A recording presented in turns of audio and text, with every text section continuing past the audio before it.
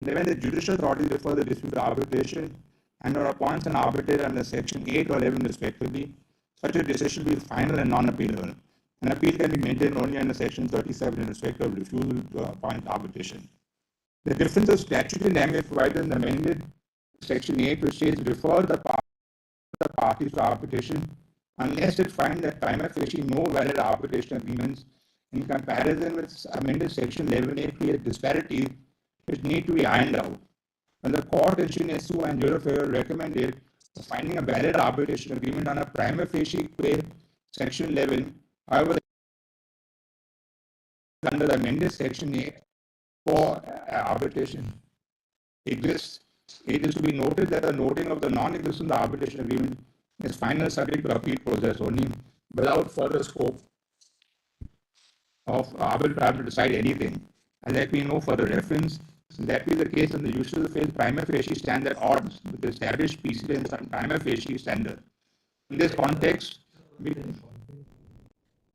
yes, that's the timeline.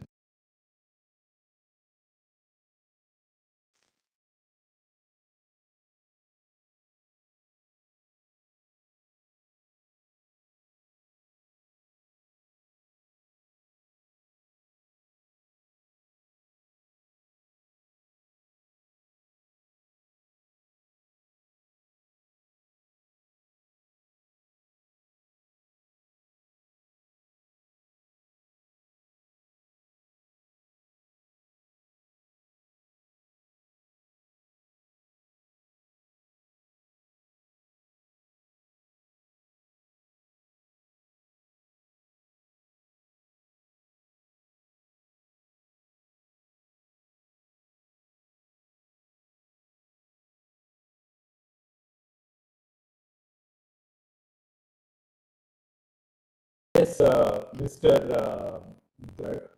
Nani, yes, we see para 239 now. 239 also you see, where they actually control. right. And when there are multi-party arbitration, there is a complicated factual questions which are best left for the tribunal to handle. So, your lordships, when coming to a conclusion to appoint or not to appoint an arbitrator, So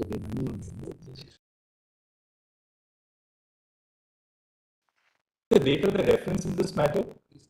6th May 22. 6th May 22. The 6th May 2022. But the SLP of 2020. 2020. 2020. Now, Mr. Adani, anything else? I just wanted to show you that Ontario judgment of the practical view they take in terms of the UNCTAR model law, sir. Why don't you put that in your note, Mr. Adani, now? I'm happy to do so, but I can point it out to you in 2 minutes. It's only 2 paragraphs, sir. Okay, what's the page in the compilation? Yes, I'll just give it to you 1 moment. I'll just finish.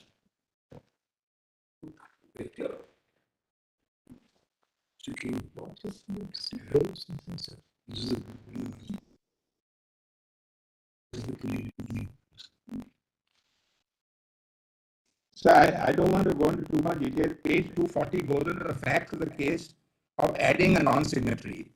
In the final conclusion, your lordship will find on page 240.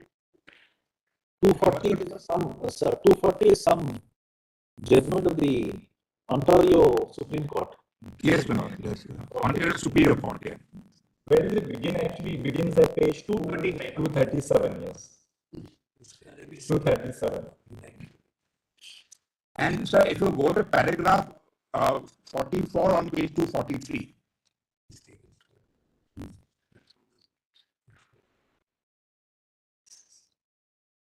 Legally, as the panel set out in its award, there's ample authority that the model law should be given broad remedial interpretation consistent with the public policy that parties who agree to resolve the dispute by arbitration should be held accountable. Where are you reading, Mr. Paragraph 44 on page 243. 37. Paragraph 44 is the relevant one. Yes.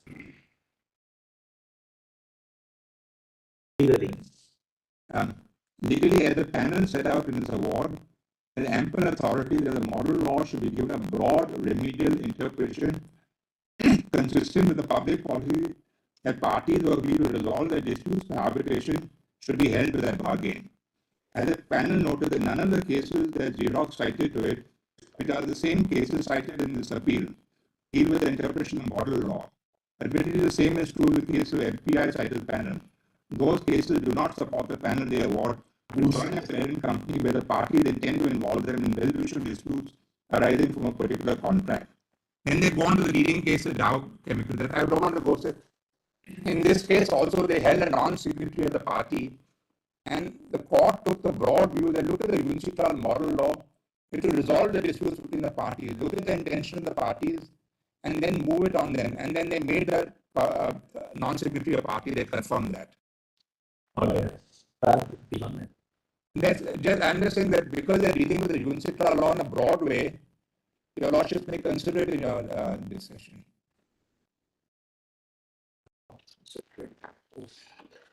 Okay. Thank you. Anything else, Mr. So may I just, would your lordship like some broad propositions or right at the end? May I give a rejoinder, a short rejoinder?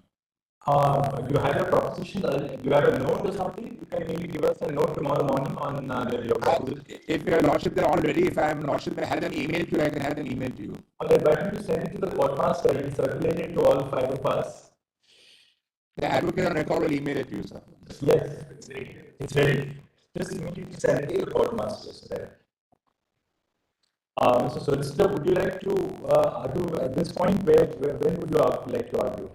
But I don't know what time Dr. Singhvi will take. Because I never first of all, well, decide and same time said. Both sides not talking all the side. That's what I want to ask. That's why I asked. This time, Mr. Solicitor is also largely on this side. but I am also largely on that side. So only sometimes the Solicitor and Dr. Singhvi are on the same side. It's a rare, pleasant occasion where he's on the right side. Actually incorrect, but it was a good one. Now let's. Other side's perspective only Mr. I'll be a little candid, my lords. Your lordships consider continuing tomorrow. Yes, we'll continue because they are now just 25 minutes short of the bail being removed for the day. I know, lords. There is a group of partners, my lord. Dr. Singhvi, Please wrap it up now. So we have broken up another day. I know. Now let's. I'll be maybe in the second half. Now let's very briefly. I will go under 2 or 3 broad heads. The first is this. I'm very briefly going to largely pardon us because I don't think we are prepared to the level of constitutional bench. I said so in the morning. Largely put that caveat in front. But we'll try our best. I think most of us were taken by surprise because we have been underprepared. But that doesn't matter to us. Fools who walk in your angels get preparedness. So perhaps I'm doing that for constitutional elections. I should be very prepared. But the first head of my submission is that this reference may not be necessary at all. And a constitutional bench also knows can answer the reference, see no reference rights.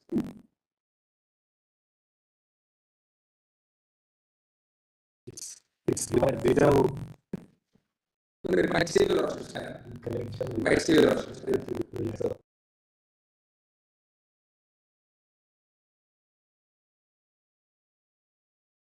Set of submission is going to be from the 9, 10, 12, 8 cases to color. We are not that ready.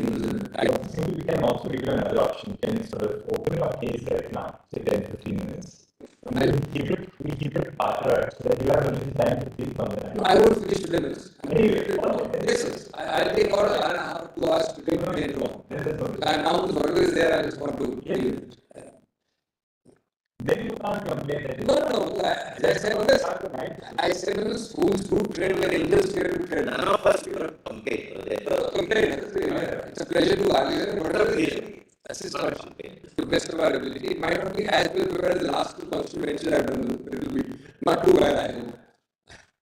Now, the second set of my submission is going to be an attempt to allow some 10, 12, or 15 principles of why the group doctrine This is after the first point. Your Lordship need not answer the reference at all. In the event your Lordship answers it, your Lordship should comprehensively reiterate and reinforce the group doctrine for about 15, 16 juristic principles. I'll give your Lordship those principles as the second head of my submission.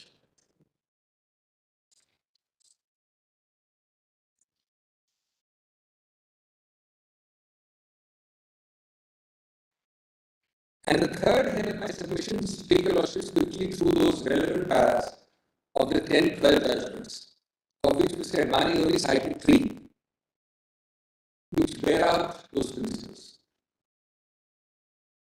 As far as the broad 3. Third is to take your Lordship through the actual paragraphs, only some very few paragraphs, pinpointing, from which those principles can be legitimately said to have a juristic basis.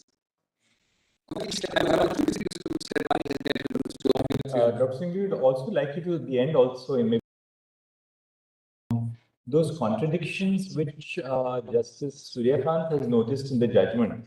Yes. Because assuming that you are Yes.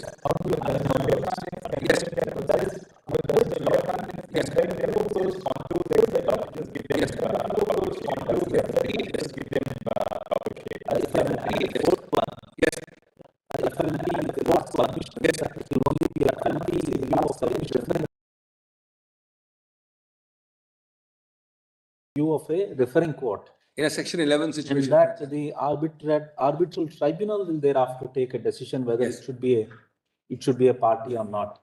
Yes. Just view on that.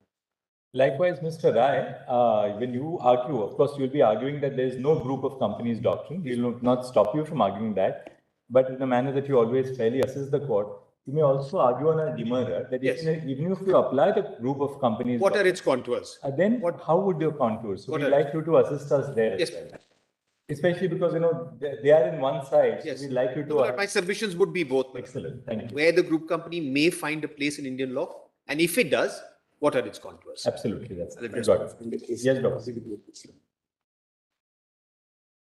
We have also hard sets made in the course of day today, but most of it will be Lordship soft copy. If it's not there, then we'll hand a hard set for some cases. Most of it, I think, is with the Lordship soft copy. Now, let's first on the first head. Well, I say with respect that both the learned judges who have formulated, well, A have formulated what might be called grounds.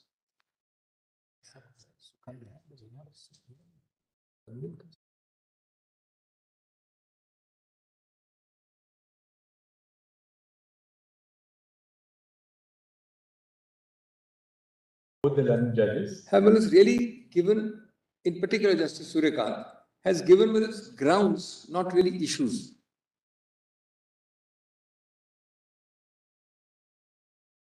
I'll just make it good, brothers. Let me give you a point first.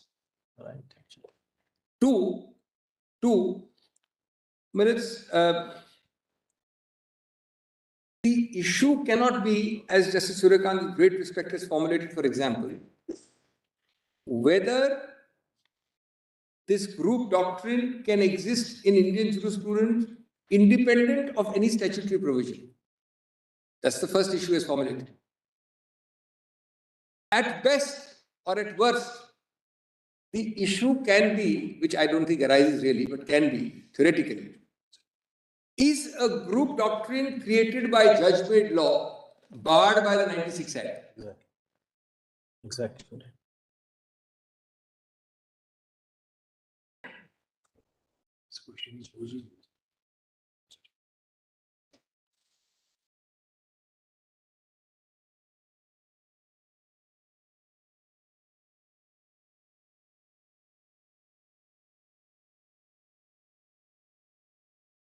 Judge-made law exists every day.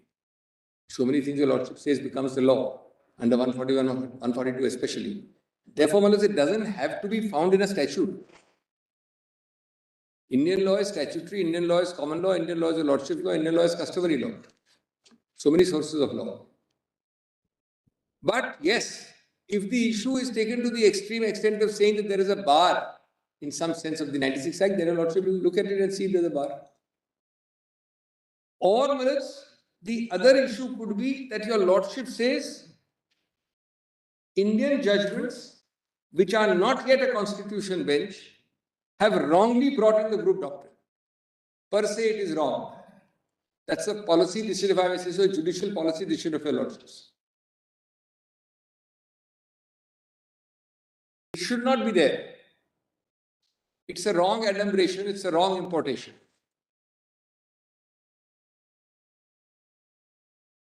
Beyond this, Maras, I don't think the constitution bench has any other issue to decide. Behold, these two questions have not been formulated the way I have put it to your lordships. They have not been formulated.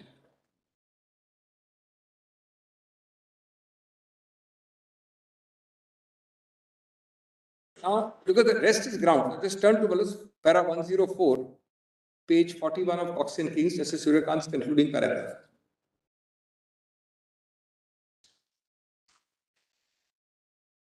Para 104, page 41 of the SCC, whichever compilation your lordship is using. Reference order. No, Justice Suryakant's, yes, the judgment, which is in Cox and Kings, which my lord had read in full. We are reading from the court's order. Yes. No, the conclusion, para 104 is the conclusion of my lord's judgment. Page 903. Oh, my lord is using unreported. 903. That should be 48. Oh, I'm sorry. That might be compilation page, para 48 page. This is the fourth judge. That will be page 66. Para 48. Whichever way, I was using the SCC. Now, the first issue at 104.1, or rather A issue A, capital A. Does my lord have it? My lord has got it. Justice Roy has got it. Page 928, page 928. This is particular. Whether the group of companies doctrine should be read into section 8 of the Act, or whether it can exist in Indian jurisprudence independent of any statutory provision. Because it already existed before. It is existing. The Law Commission tried to clarify it.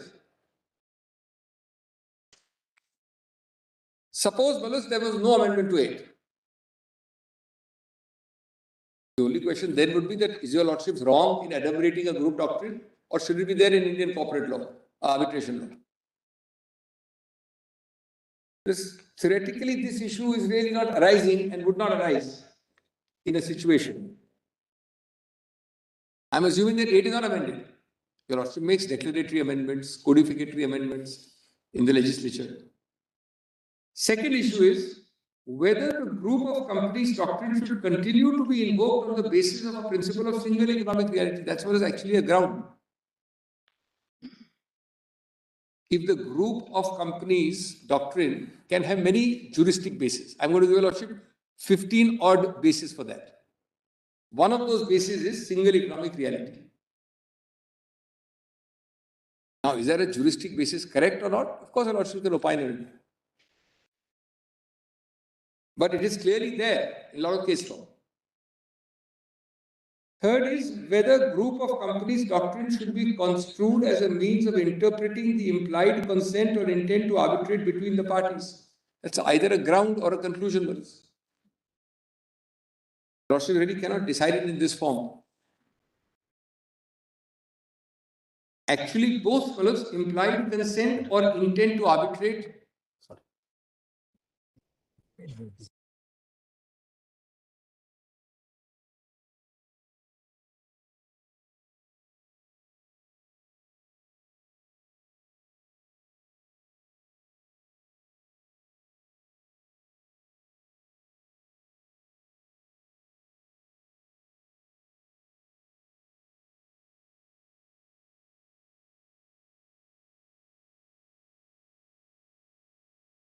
Reformulate. Yes. We'll put it to you that this is how it could be reformulated. Yes. In the Arbitration Act, Yes. reading section 7 with 2H, Yes. is it not the intendment of the Parliament that only parties who are signatories to the agreement will alone be entitled to? It does not enable by implication bringing a party who is not a part of the contract. I'm grateful. That's really because your Lordship is making it narrow and make it wider against me. It's not what I said in the beginning. Does the 96 Act Exclude. not permit the declaration of a group entity doctrine? Whatever, whether 2H does not or 7 does not, does the Act inhibit? No, That can only be a bar. Statute's own expression. Yes. Does it permit anybody other than a party to the contract? Very well. That's the positive way of putting it or negative way, either When way. I was typing, I took down your first submission as. Yes. It's the same thing. When you said both the learned judges have furnished grounds and not issues. The Yes. first point which I took down was, is the group of companies doctrine concept which is created by judge-made law barred by the 1990s? Bar. Now you can play different words. Don't use bar. The other is saying barred specifically by Permitted. 21H Permitted. section But 6. the only thing with permitted is one. Suppose it is not explicitly permitted. Suppose, I'm not saying. It may not be barred according. Exactly. It will not prevent your Lordship from enumerating it. Your Lordship does it every day. But it's not, no, you know, that's not the. Does not contemplate. Your Lordship use a word to It's not that contemplate. it is not explicitly permitted. But could we be reading, could section 7 be read so as to exclude anything but a written agreement? So does the 96 Act not contemplate that a person who is not a signatory can be? Simple. That's a better way. That's right. No problem. That's the point. Note down all this. Does the 96 Act contemplate a person not a signatory to be part of an arbitration process? I'll formulate it more clearly for tomorrow, but that's it. Barred may be too extreme, permitted may be affirmative, or should we take a middle view? This we put it to him so that you can reflect on it in the context that agreement can be implied under the general law of contract and arbitration. Number 2, arbitration is specifically a matter of contract between the parties. Implied consent It's is not a public law. It's not a public. implied consent is one of the basis, juristic basis of the 15 I'm basis. just putting it to you. Yes. So, Malas, that would be one issue. The other would be a larger issue I'm putting against myself. That does your Lordship as a constitution bench think it fit that there should at all be a concept in Indian law called group of doctrine? I mean, group of companies doctrine. Namely, that all the judgments are wrong, which have adumbrated it. The judgment should not have adumbrated it. I mean, it's the same thing overlapping, but it's a larger issue.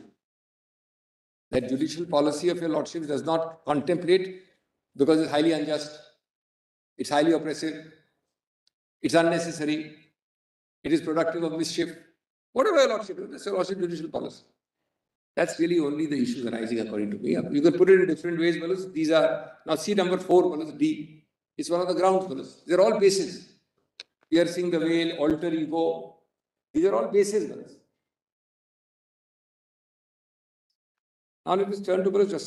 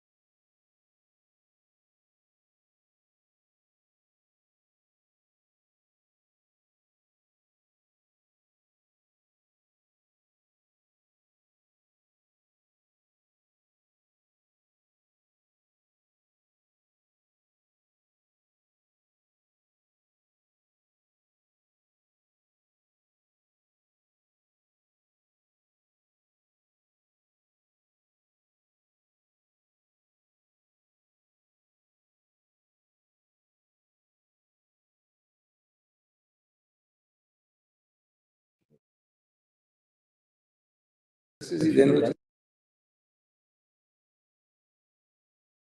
Thingy, what we'll do is, we'll rise right now. Yes. So that you have a little time to reflect. Yes. You know always how you formulate, Sometimes your number 7 is our number 8 or point number 6 is our number 5. when I oralize it, when I write it down, I know that's right. It's on a lighter vein, Dr. Singh. So we'll give you, so then tomorrow morning you will have, you'll have the whole evening to reflect and then. Not serious. And then Mr. Solosco will like to do. So it's a very important central act. This will have a bearing on the very course of Indian arbitration. Lord, I have.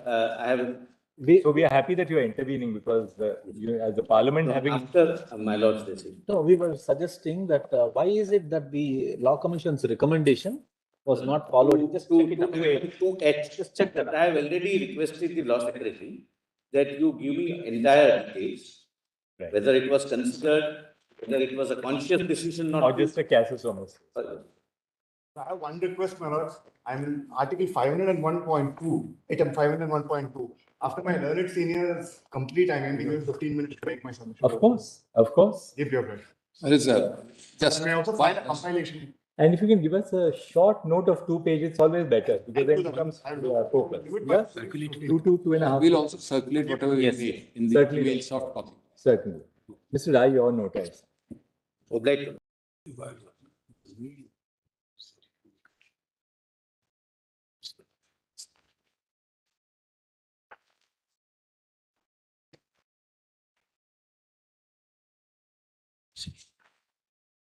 Blue finality. It's para 20. Judgment. 20.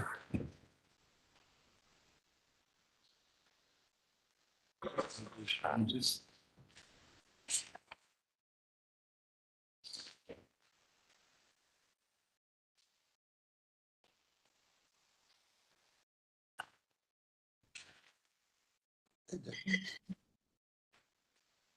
Page 147.5. 147.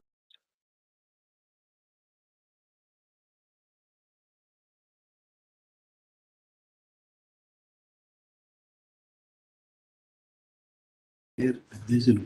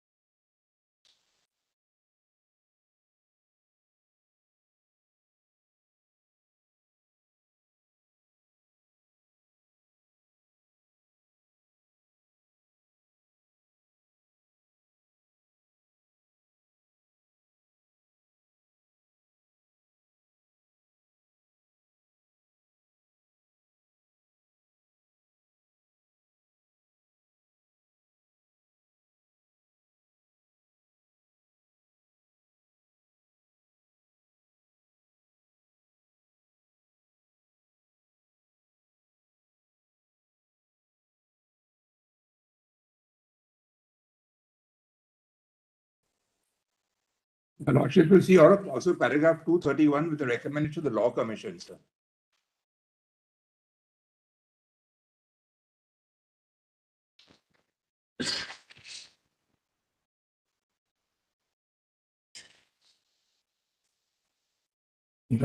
Yes.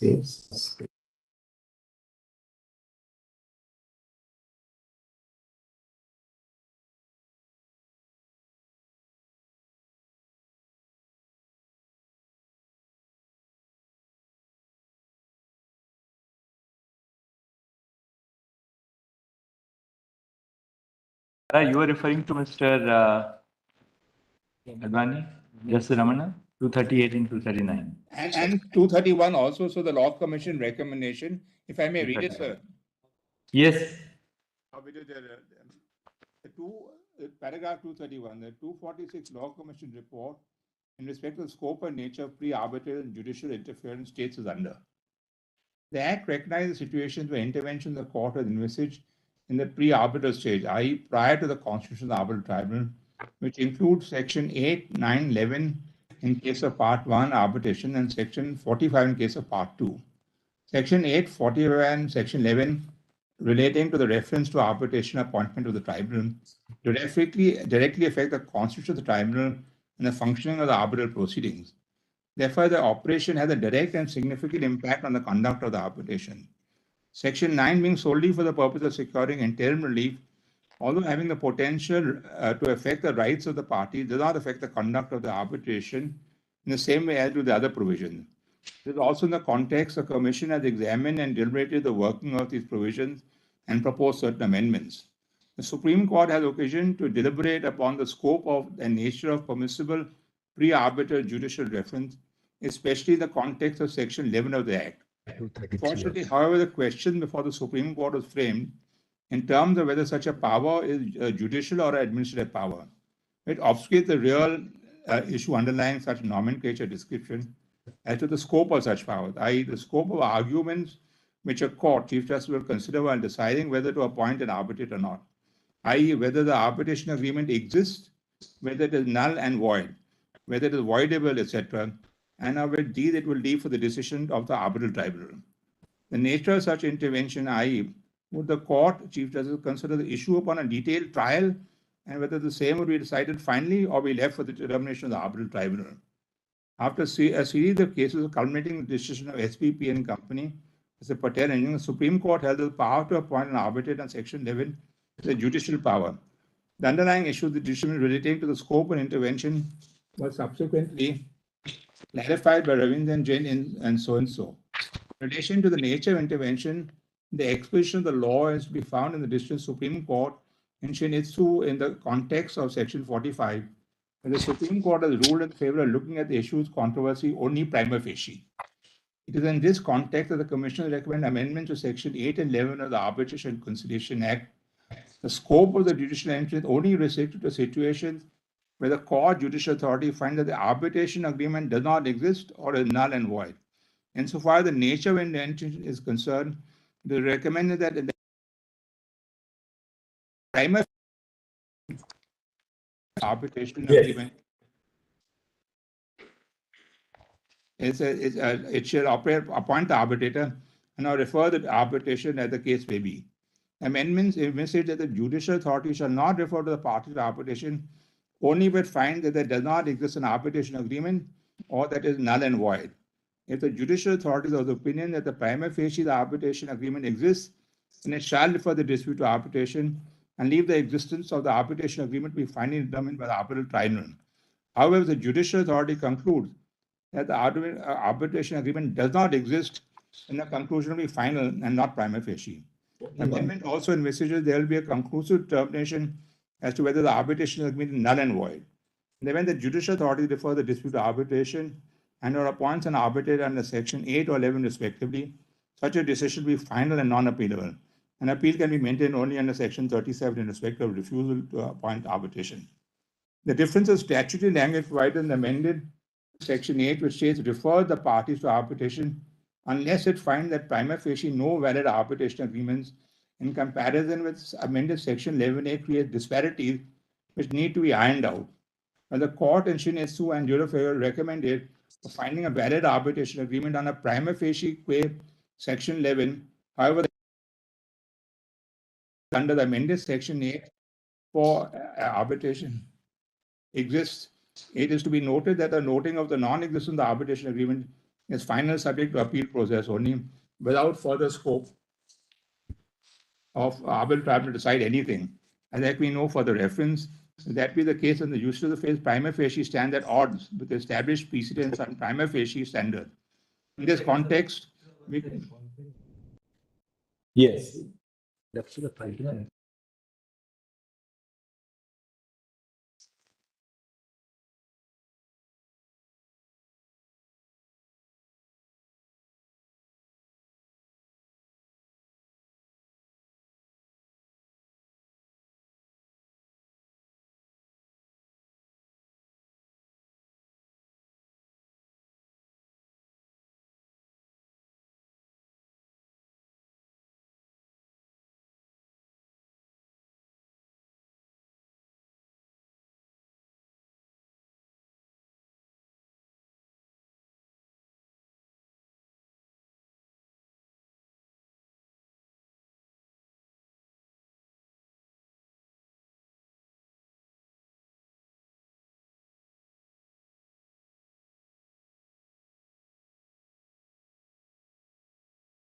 Yes, Mr. Advani, yes, we've seen para 239 now. 239 also you see, where they actually put fluoro controls. Right. Yeah, whether a multi-party arbitration raises complicated factual questions which are best left for the tribunal to handle. So, your lordships, when coming to a conclusion to appoint or not to appoint an arbitrator, So he knew. The date of the reference in this matter? 6th May 22. 6th May 22. The 6th May 2022. But the SLP of 2020. 2020. Now, Mr. Advani, anything else?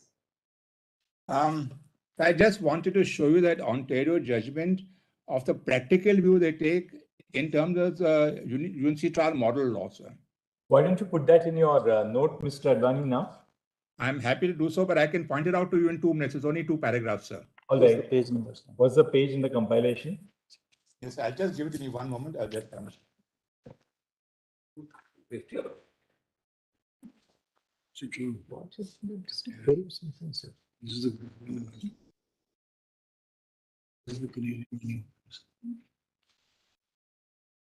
So I don't want to go into too much detail. Page 240 goes into the facts of the case of adding a non-signatory. Then the final conclusion, your lordship will find on page 240. 240 is some, sir, 240 is some judgment of the Ontario Supreme Court. Yes, my lord. Yes. Yeah. Ontario Superior Court, yeah. Where does it begin actually? It begins at page 235. 237, yes. 237. And sir, if you go to paragraph 44 on page 243.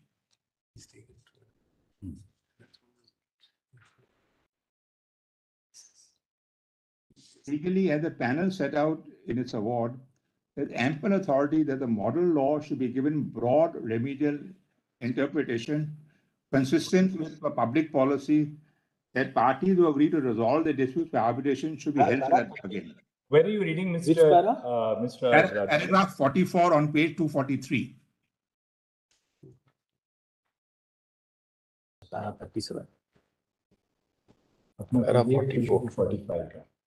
Paragraph 44 sir, is the relevant one. Yes. Legally.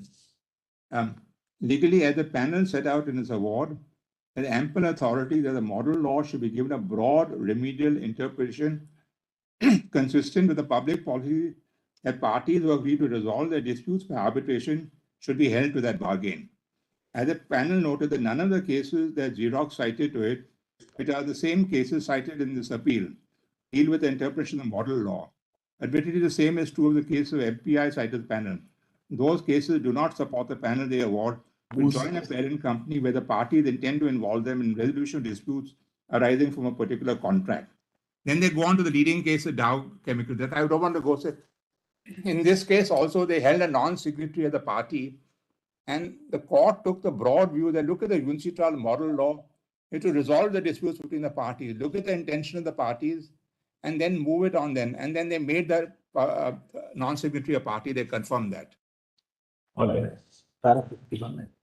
That's just, I'm just saying that because they're dealing with the UNCITRAL law in a broad way, your lordships may consider it in your discussion. All right. Thank you. Anything else, Mr. Advani? So may I just, would your lordship like some broad propositions or right at the end? May I give a rejoinder, a short rejoinder? You have your propositions. Do you have a note or something? You can maybe give us a note tomorrow morning on your proposition. If your lordship, they're all ready. If I have lordship, may have them emailed to you, I can have them emailed to you. All right, why don't you send it to the courtmaster? He'll circulate it to all 5 of us. The advocate on record will email it to you, sir. Yes, it's ready. It's ready. Just immediately send it to the courtmaster. So that. Mr. Solicitor, would you like to argue at this point? When would you like to argue? But I don't know what time Dr. Singhvi will take. Because Dr. Singh, first of all, who are your Which side and what is the Same plan? side as the side. That's why the Lord should get all of this side. That's why. That's what I wanted to ask. That's why I asked. This time the solicitor is also largely on this side, but I am also largely on that side also. So only Sometimes the solicitor and Dr. Singhvi are on the same side. Yeah. it's a rare, pleasant occasion where he's on the right side. Factually incorrect, but it was a good one. Now, let's. so, Only for other side's perspective, only Mr. Rikin Rai. I'll be a little candid, my lords. Your lordships consider continuing tomorrow? Yes, we'll continue because we're now just 25 minutes short of Because the bails being removed for the day. I know, lords. There is a group of partners, my lord. Dr. Singh is also there, my lord. Please wrap it up now. So we have broken up another bench. I know. Now, let's very. I'll be Yes. short, my lord, maybe in the second half. Now, let's very briefly. I will go under 2 or 3 broad heads. The first is, I'm very briefly going. The Lordship will pardon us because I don't think we are prepared to the level of a constitutional bench. I said so in the morning. Lordship will put that caveat in front, but we'll try our best. I think most of us were taken by surprise, except Mr. Advani, because we have been a little underprepared. But that doesn't matter because fools do walk in where angels fear to tread. So perhaps I'm doing that for a constitutional bench. I should be better prepared. But the first head of my submissions is that this reference may not be necessary at all. And a constitutional bench, Lordship knows, can answer the reference saying no reference arises.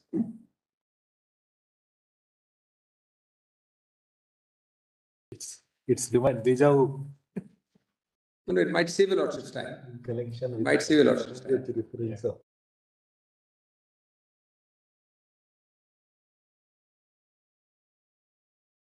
Set of submissions is going to be from the 9, 10, 12 main cases to cull out.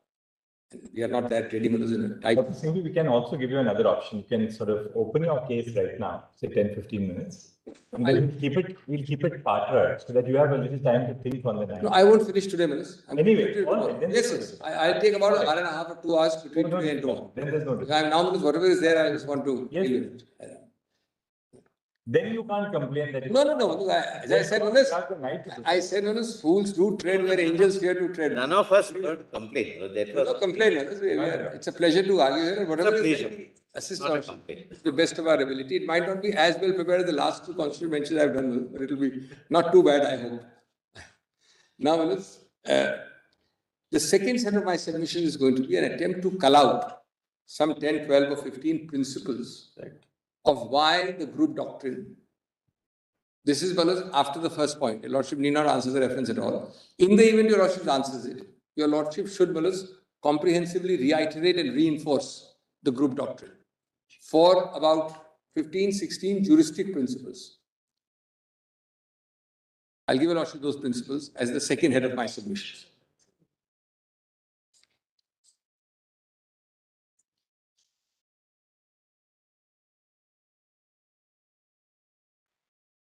And the third head of my submission is to take your lordships quickly through those relevant paras of the 10, 12 judgments, of which Mr. Advani has only cited 3, which bear out those principles. That's far as the broad 3. The third aspect of the Third is for us to take your lordship through the actual paragraphs. Only some very, very few paragraphs, Yes. pinpointing from which those principles can be legitimately said to have a juristic basis, of which I will not repeat. Mr. Advani has dealt with those 2 or 3. And Dr. Singh, we would also like you to, at the end also, maybe in the night, focus on those contradictions which Justice Suryakant has noticed in the judgment. Yes. Because assuming that we are with you, Yes. how do you iron out those contradictions? Yes. Because Justice Suryakant in his concurring judgment says uphold the doctrine. Yes. But a few of those contours, etc., just give them proper shape. That's the other thing. Yes. If I may add a fourth one. Yes.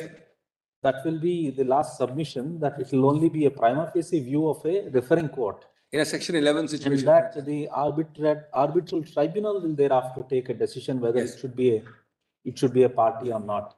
Yes. Just view on that. Likewise, Mr. Rai, when you argue, of course, you'll be arguing that there is no group of companies doctrine. We will not stop you from arguing that. But in the manner that you always fairly assist the court, you may also argue on a demurrer that Yes. even if you apply the group of companies, What are its contours? then how would your contours? So What we'd are- like you to assist us there. Yes. As well. Especially because, they are in one side. Yes. So we'd like you No, to. my submissions would be both. Excellent. Thank you. Where the group company may find a place in Indian law, and if it does, what are its contours? Absolutely. That's That's I got it. Yes, Doctor. We have also hard sets made in the course of day to day, but most of it will be lordship soft copy. If it's not there, then we'll hand a hard set for some cases. Most of it, I think, is with the lordship soft copy. Now, let's first on the first head. Well, I say with respect that both the learned judges who have formulated, well, A have formulated what might be called grounds.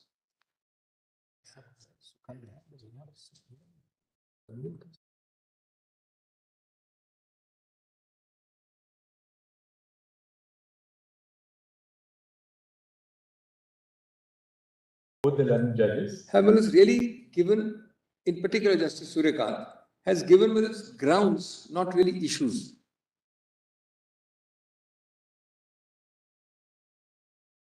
I'll just make it good, Manas. Let me give you a point first. Right. Two minutes. The issue cannot be, as Justice Suryakant with great respect has formulated, for example, whether this group doctrine can exist in Indian jurisprudence independent of any statutory provision. That's the first issue as formulated.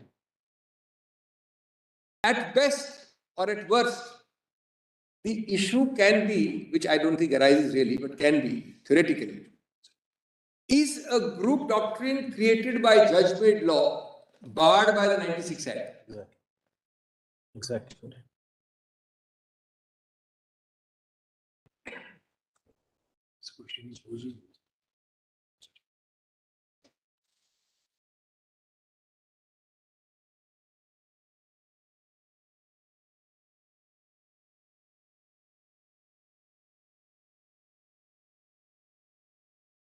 Judge-made law exists every day. So many things your lordship says becomes the law, under 141, 142 especially. Therefore, it doesn't have to be found in a statute. Indian law is statutory, Indian law is common law, Indian law is a lordship law, Indian law is customary law. So many sources of law. But yes, if the issue is taken to the extreme extent of saying that there is a bar in some sense of the 96 Act, then a lordship will look at it and see if there's a bar. Or the other issue could be that your lordship says Indian judgments, which are not yet a constitution bench, have wrongly brought in the group doctrine. Per se, it is wrong. That's a policy decision, if I may say so, a judicial policy decision of your lordships. It should not be there. It's a wrong adumbration, it's a wrong importation.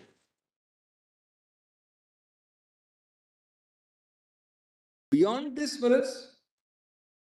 I don't think the constitution bench has any other issue to decide, dehors these two questions. These two questions have not been formulated the way I have put it to your lordships. They have not been formulated.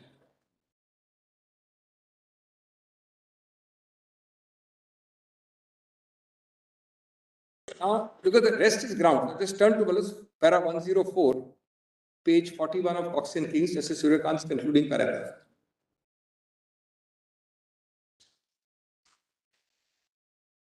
Para 104, page 41 of the SCC, whichever compilation lordship is using.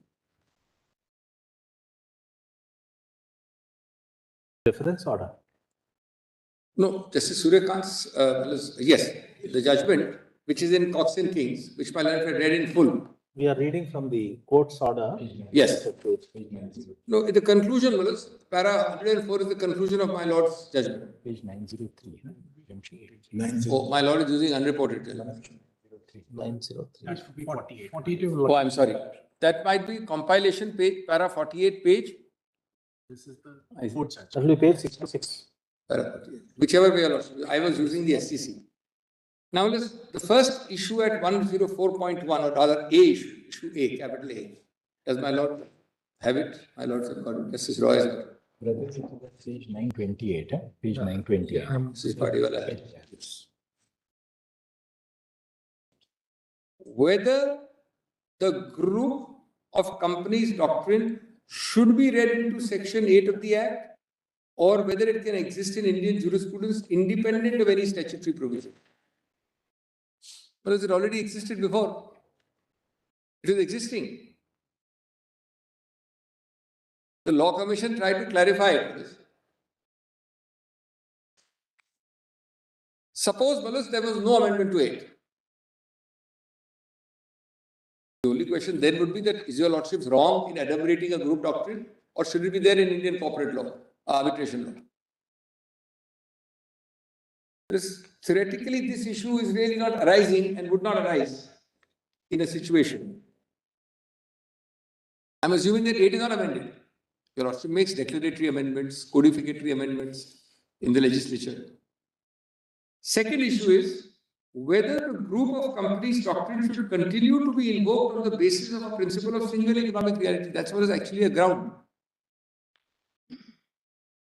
If the group of companies doctrine can have many juristic bases, I'm going to give your lordship 15 odd bases for that. One of those bases is single economic reality. Now, is there a juristic basis correct or not? Of course, your lordship can opine on it.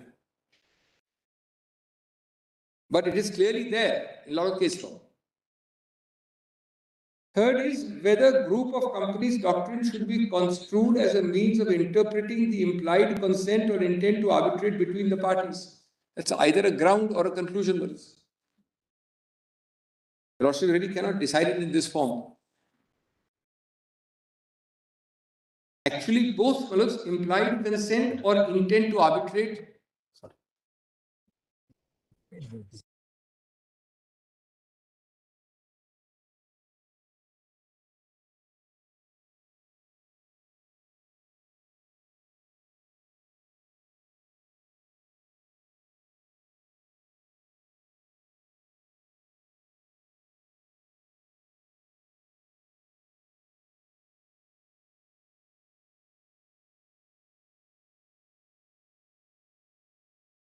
Reformulate. Yes.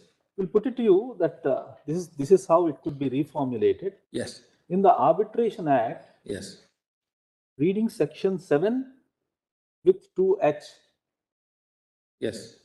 is it not the intendment of the Parliament that only parties who are signatories to the agreement will alone be entitled to? It does not enable, by implication, bringing a party who is not a part of the contract. I'm grateful. That's really, your lordship is making it narrow and make it wider against me. It's what I said in the beginning. Does the 96 Act not permit the declaration of a group entity doctrine? Whatever, whether 2H does not or 7 does not, does the Act inhibit? No, statutes own expression. Yes. does it permit anybody other than a party to the contract? Very well. That's the positive way of putting it or negative way, either When I way. was typing, I took down your first submission as. Yes. It's Where the same you thing. said, when you said both the learned judges have furnished grounds and not issues. And the Yes. first point which I took down was, is the group of companies doctrine concept which is created by judge-made law barred by the 1990 But now you can play different words. Don't use barred. The other is saying barred specifically by Permitted. 218 Permitted. section But 6. the only thing with permitted is one. Suppose it is not explicitly permitted. Suppose, I'm not saying. It may not be barred according. Exactly. It will not prevent your lordship from enumerating it. Your lordship does it every day. But it's not, no, you know, that's not the. Does not contemplate. Your lordship uses a bond to It contemplate. is not explicitly permitted. But could we be reading, could section 7 be read so as to exclude anything but a written agreement? So does the 96 Act not contemplate that a person who is not a signatory can be? Simple. That's a better way. That's right. No problem. That's the point. Note down all this. Does the 96 Act contemplate a person not a signatory to be part of an arbitration process? I'll formulate it more clearly with us for tomorrow, but that's barred maybe too extreme, permitted maybe affirmative. Or should we take a middle view? This we put it to him so that you can reflect on it in the context that agreement can be implied under the general law of contract and arbitration. Number 2, arbitration is specifically a matter of contract between the parties. Implied consent It's is not a public law. It's not a public. implied consent is one of the basis, juristic basis of the 15 I'm basis. just putting it to you. Yes. So, Malas, that would be one issue. The other would be a larger issue I'm putting against myself, that does your lordship as a constitution bench think it fit that there should at all be a concept in Indian law called group of doctrine? I mean, group of companies doctrine. Namely, that all the judgments are wrong, which have adumbrated it. The judgment should not have adumbrated it. I mean, it's the same thing overlapping, but it's a larger issue. That judicial policy of your lordship does not contemplate because it's highly unjust, it's highly oppressive, it's unnecessary, it is productive of mischief. Whatever your lordship is, that's your lordship judicial policy. That's really only the issues arising according to me. You can put it in different ways, Malas. These are, now see number 4, Malas, D. It's one of the grounds, Malas. They're all bases. Piercing the veil, alter ego. These are all bases, Malas. Now let us turn to Malas just.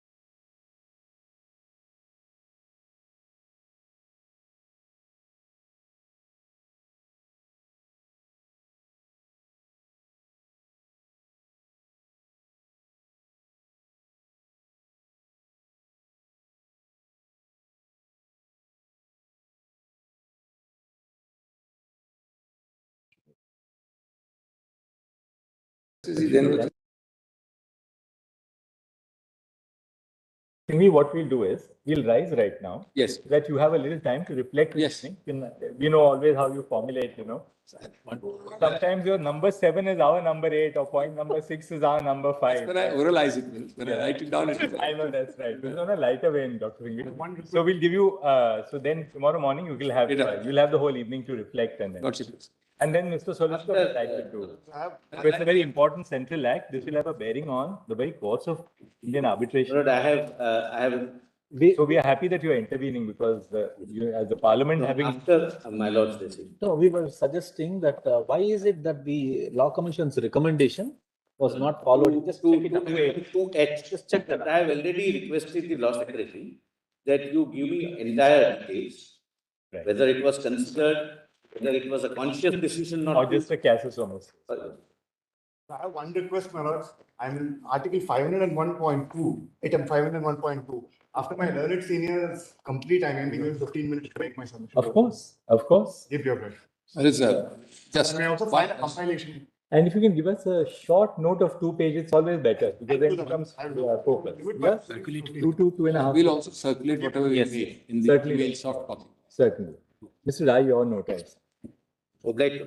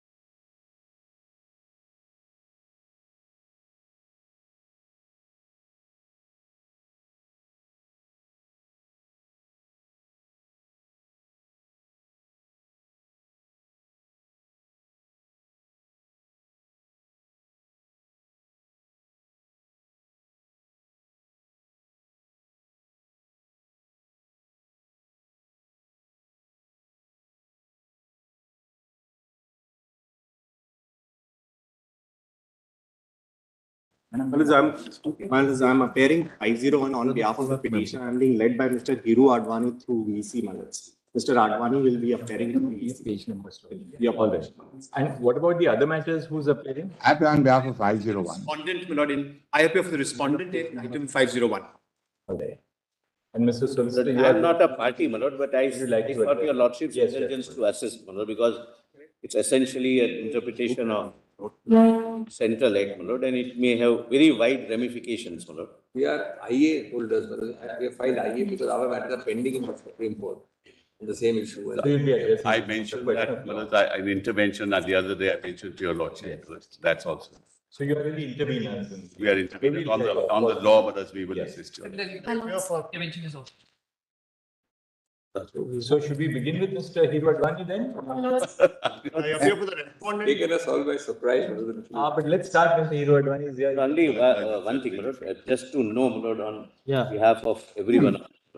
Would your lordship consider beginning with the questions which are formulated in two reference orders?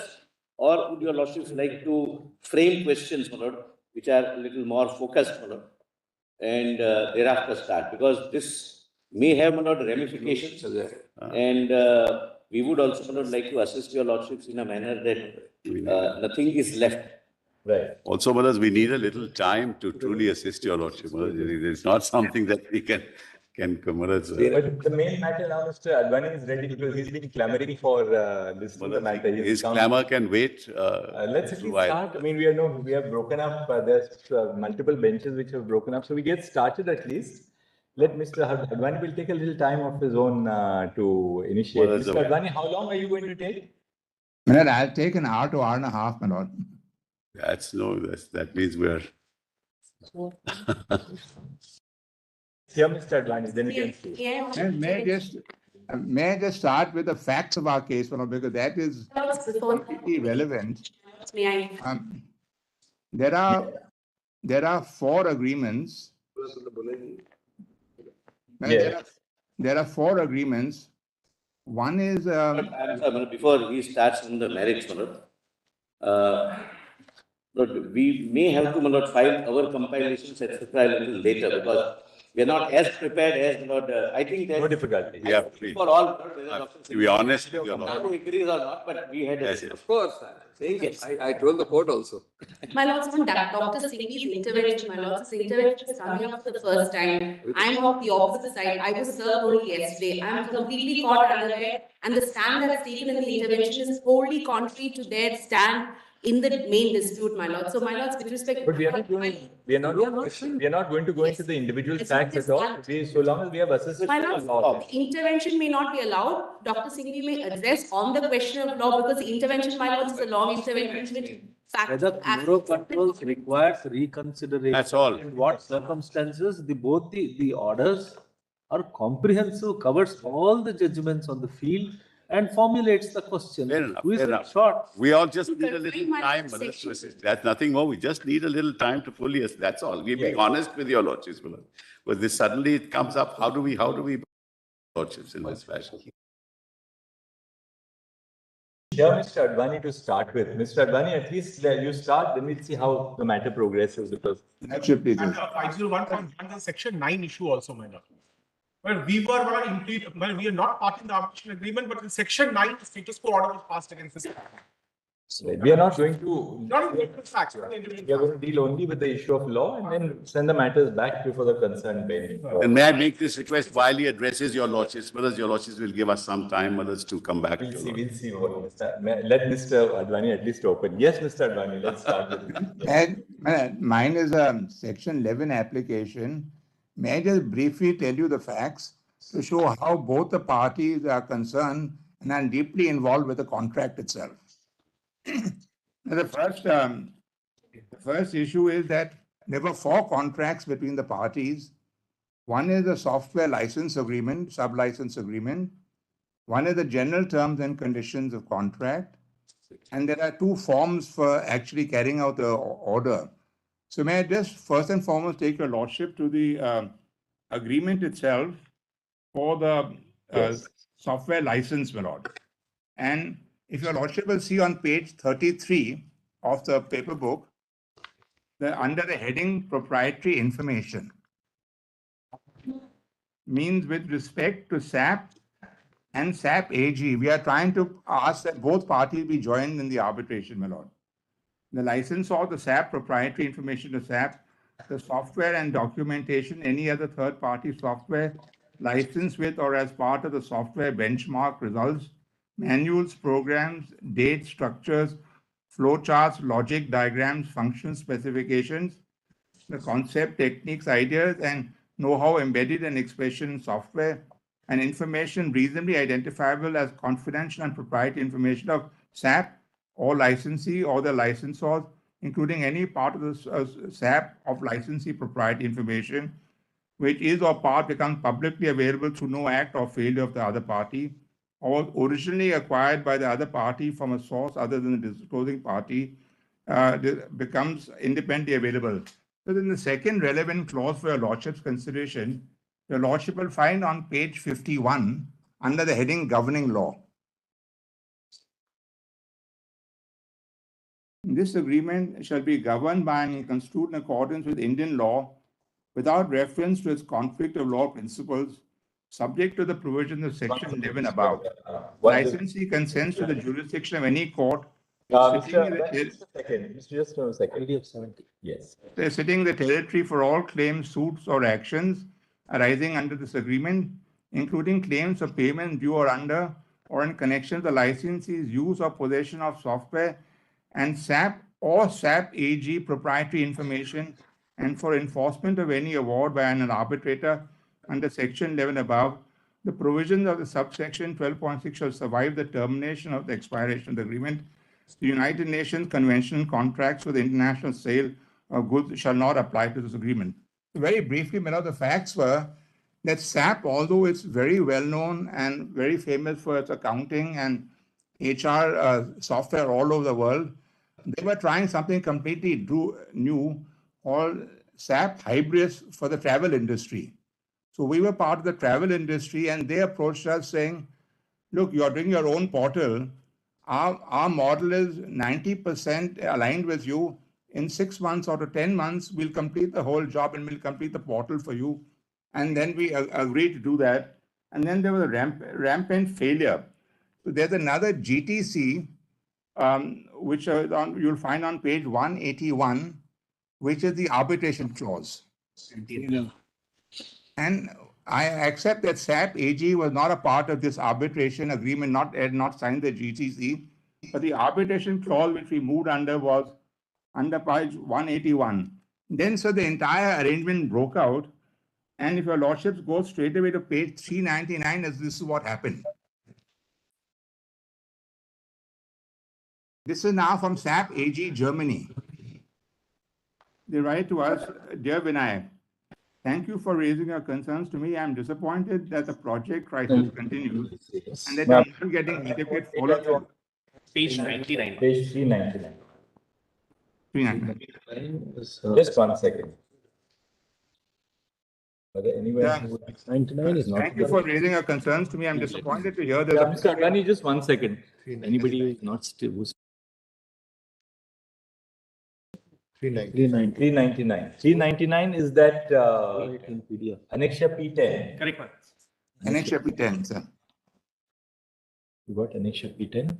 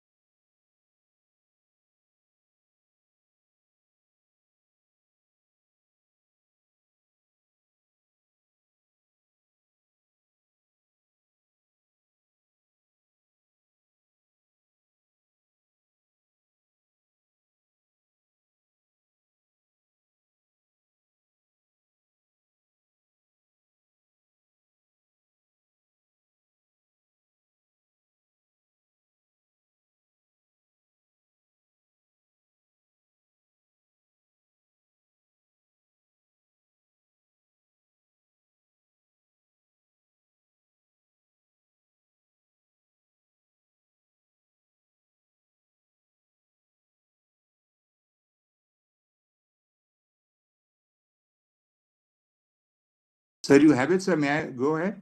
Yes. 1 minute, 1 minute. The page 399, Annexure P10. This is now an email from SAP.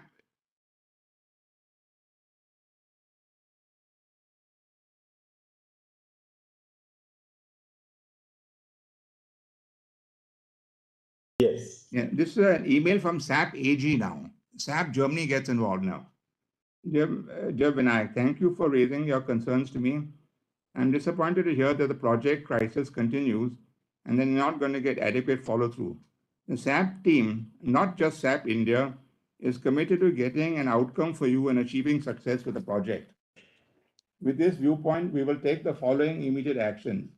Assign an escalation manager on site, Suresh Srinivasan, who's from SAP Singapore, to drive transparency on the core issues and expose the root cause of failure points. Suresh is on site now and will continue. The war room is fully satisfied with the right expertise.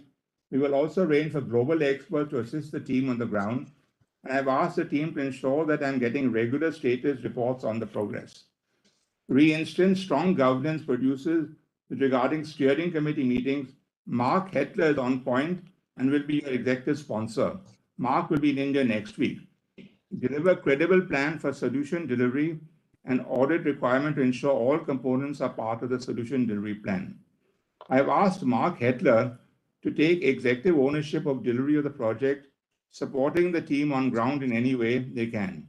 Note that Mark reports to Michael Verhoeven, who is the newly hired SVP for SAP's Digital Business Services division in APJ, and he will also be glad to support you moving forward. Rest assured that SAP will be open and transparent on the project. Status moving from a position of trust to a position of certainty. Meanwhile, I will monitor the progress of your project and thank you for reaching out to me.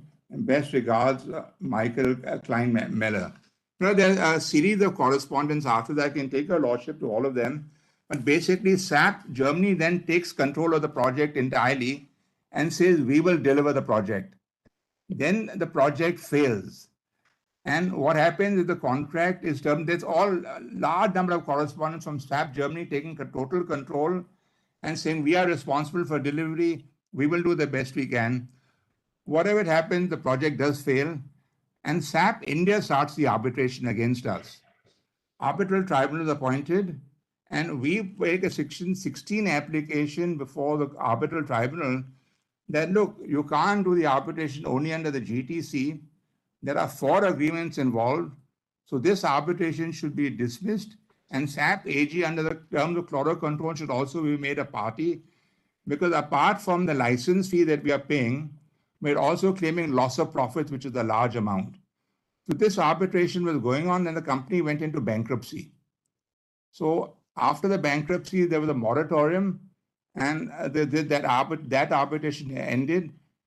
Then the resolution professional instructed us to start an arbitration, and we started the arbitration against SAP India and SAP Germany, both of them.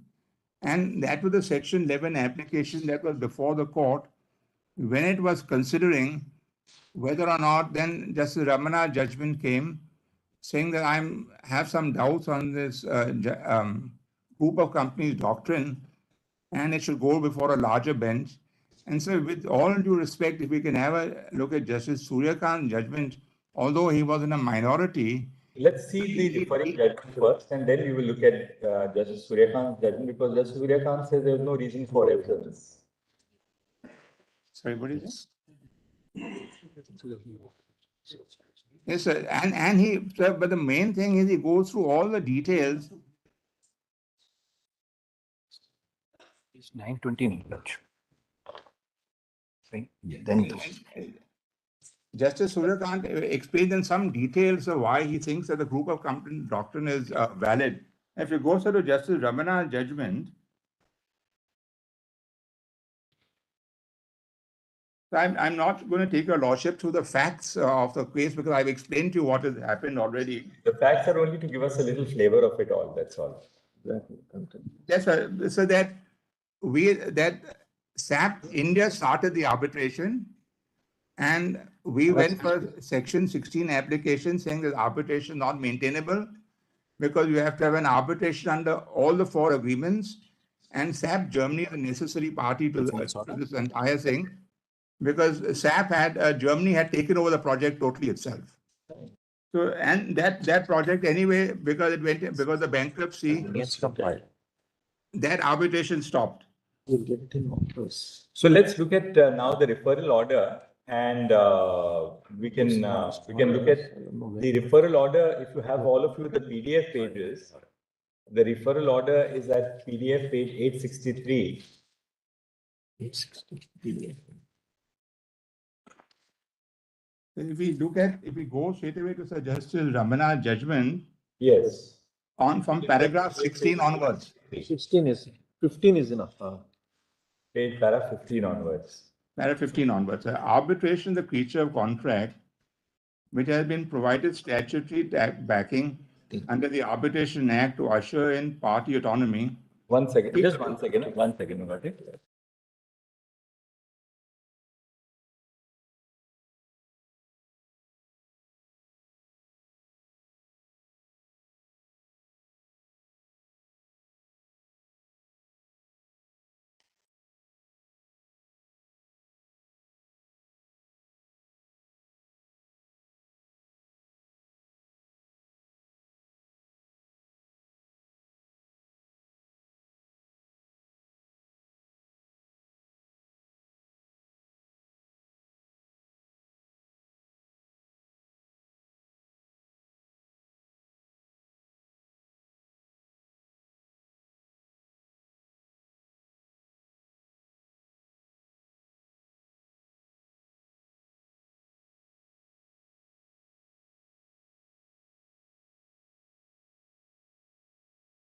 So may we have paragraph 15, sir?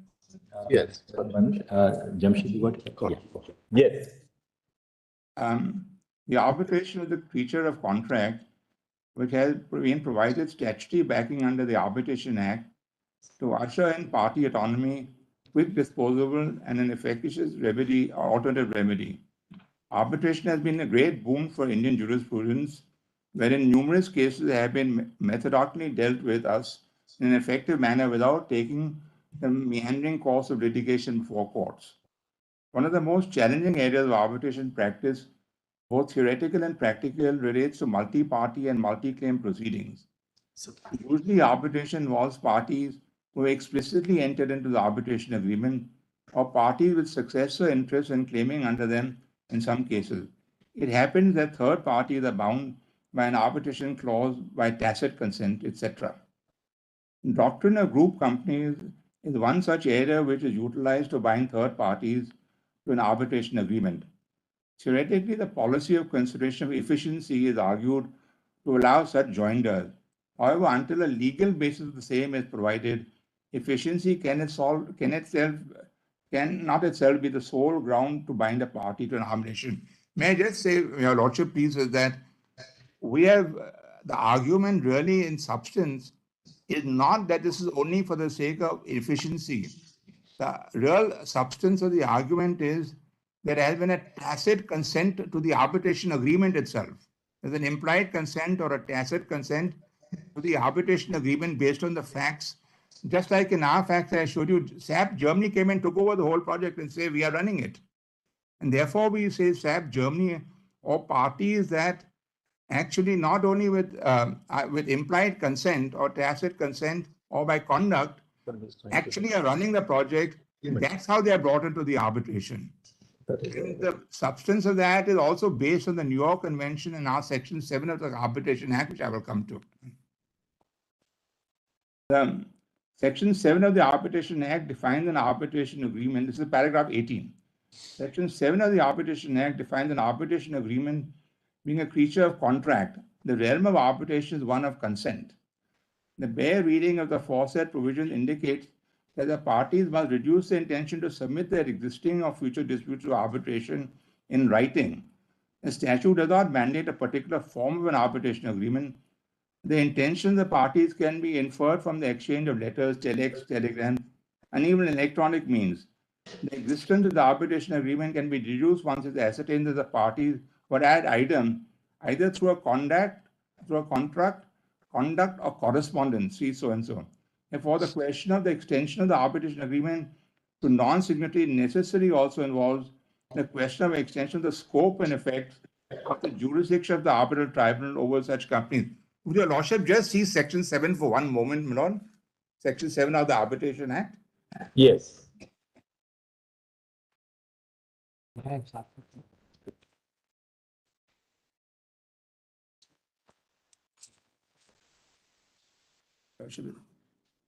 Your lordship will just see section 7(1). In this part, the arbitration agreement means an agreement by the parties to submit to arbitration all or certain disputes which have arisen or which may arise between them in respect of a defined relationship, whether contractual or not.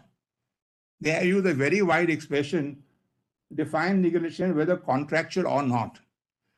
So there's a clear implied term there that if the parties are involved in the contract, then whether they are signatories to the contract or not will be secondary, because they say whether contractual or not in our section 7. So then going back to the judgment again, if we go back to paragraph 19, the doctrine can be clearly stated to have original in Dow Chemical France versus Isover versus Saint-Gobain. In Dow Chemical, it was the subsidiaries of Dow Chemicals which initiated the arbitration proceedings against Isover.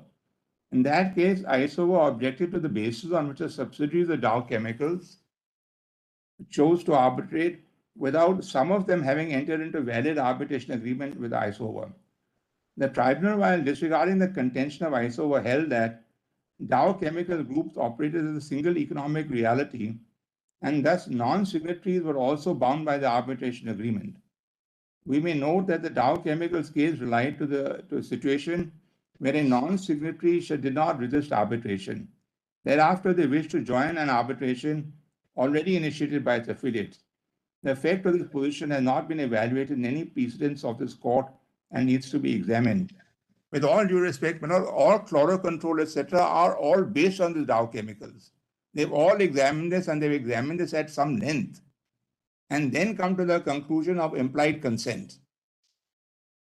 The first case which we dealt with is group of companies doctrine during domestic arbitration. So, Sukanya, since Section 8 has been now amended, as your lordship, I will not trouble with Sukanya judgment, because now chlorocontrol has overtaken it, and so is the amendment to Section 8. If your lordship goes straight away to paragraph 21, the next important case which dealt with the group of companies doctrine was chlorocontrol's case. The court at the outset acknowledged that there were various schools of thought when it came to the doctrine and arbitration jurisprudence. It was this content that the court had to formulate an opinion to provide a best fit for the doctrine of Indian jurisdiction under Part 2 of the Arbitration Act. As many foreign parties involved, the court had to invoke Section 45 of the Arbitration Act and for appointment of an arbitrator. Section 45 of the Arbitration Act stood as under 45. Power of judicial authorities to refer parties to arbitration. Notwithstanding anything contained in Part 1 of the Civil Procedure Code, 1908, a judicial authority, when seized of an action in a matter in respect of which parties have made an agreement referred to in Section 44, shall, at the request of one of the parties or any person claiming through or under him, refer the parties to arbitration unless it finds that the said agreement is null and void, inoperative, or incapable of being performed. The court compared Section 45 of the Arbitration Act to Article 2 of the Juncture Trial Model Law and formulated the following ingredients for a judicial authority to examine at a referral stage. Does the arbitration agreement fall under the scope of the convention? Is the arbitration agreement evidence in writing? Does the arbitration agreement exist, and is it substantially valid? Is there a dispute? Does it arise out of a defined legal relationship, whether contractual or not? And did the parties intend to have this particular dispute settled by arbitration? Is the arbitration agreement binding on one of the parties to the dispute that is before the court? Is this dispute, not one of the parties, or on the parties, both the parties, is this dispute arbitrable? The court noticed distinction in the language under Section 45 and Section 8 of the Arbitration Act in the following manner. Product control so and so. We have already noticed that the language of Section 45 is at a substantial variance to the language of Section 8 in this regard. In Section 45, the expression any person clearly refers to the legislative intent of enlarging the scope of the words beyond the parties who are signatories to the arbitration agreement. Of course, such applicant should claim through or under the signatory.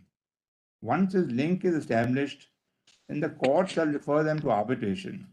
The use of the word shall would have been given its proper meaning and cannot be equated to the word may as liberally understood in common parlance. The expression shall in the language of 45 is intended to require that the court would necessarily make a reference to arbitration if the conditions of the provision are satisfied. To that extent, we find merit in the submission that there is a greater obligation upon the judicial authority to make such a reference than it is in comparison to the 1940 Act. However, the right to reference cannot be construed to be strictly indefensible right. One can claim the reference only upon satisfaction of the prerequisites in sections 44 and 45, read with the Schedule 1 of the 1966 Act. Thus, is it a legal right which has its own contours and is not an absolute right free of any obligation stroke limitation. Normally, arbitration takes between parties who have from the outset between the parties to the arbitration agreement as well as substantive contract underlining the agreement. But it does occasionally happen that the claim is made against or by someone who is not originally named as the party. These may create some difficult situations, but certainly they're not absolute obstructions to law, the arbitration agreement. Arbitration thus could possibly be between a signatory to an arbitration agreement and a third party. Of course, heavy onus lies on that party to show that in fact and in law, it is claiming through or under the signatory party as contemplated under Section 45 of the Act. Just to deal with such situations illustratively, reference can be made to the following examples in law and practice of commercial arbitration in England. By some item master, the claimant was in reality always a party to the contract, though not named in it. The claimant has succeeded by operation of law to the rights of the named party. The claimant has become a party to the contract in substitution for the third party, for the named party, by virtue of a statutory or consensual novation. The original party is assigned to the claimant either the underlying contract together with the agreement to arbitrate, which incorporates all the benefit of a claim which has already come to an existence. Now, Lordship, we'll just turn back for a moment to item 1 of this on the previous page. The claimant was always in reality always a party to the contract, though not named in it. That, in my view, Manoj, is the substance of the whole group of companies doctrine. The party was always an implied consent to the contract to start with in the performance, in the termination, and right through the contract. So if that item number 1 is met, the other tests may not be applied. Simply if you fall under item 1, that you always intended to be a party to the contract, like in our case, SAP took over the contract and ran the contract. Totally. These are other 3 methodologies are a little bit separate from the first one. The first one is the dominant feature. From the above, it is clear that the court was of the firm opinion that there must be a legal relationship between the non-signatory party to the arbitration agreement. Advani, one second.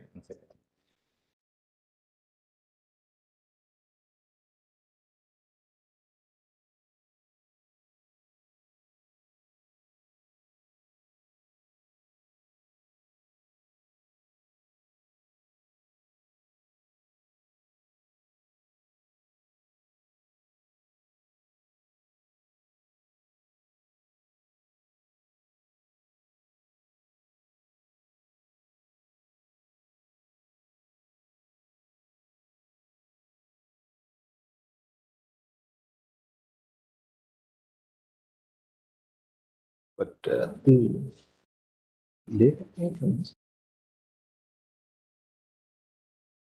a contract like this, where the party based in Germany had actually taken over, what prevented the parties then to have also entered into an agreement? Because now you're relying that claimant was in reality always a party to the contract, although not named in it. Why should such confusion remain, and then we have to go into the doctrine of to sort of invoke arbitration. So I agree. So in an ideal situation, a separate contract should have entered into. But we are not in an ideal situation. We're in a situation where both parties recognize clearly that SAP Germany will come and support the contract. And they factually came, they brought their people and actually tried to perform the contract. So I agree, in an ideal situation, there could have been another contract. I'm not suggesting otherwise. But we are coming to a situation where they obviously impliedly consented to the entire agreement. Otherwise, how would they participate in it? They did not participate gratuitously, they were paid for it. All right, let's go ahead and see what else. You are in para 24, is it? I finished 24, the para 25. 25, all right. 24, I just said, so point number 1 is the most important one of the implied consent. All right. Para 25. While expanding on the legal relationship, the Cotton Chloro Controls case accepted the group of companies doctrine as sufficient basis to establish this legal relationship. However, while expounding on the ingredients of the doctrine itself, the court brought the intention of the party as to whether they would ad idem to treat a non-signatory as being party to the arbitration agreement.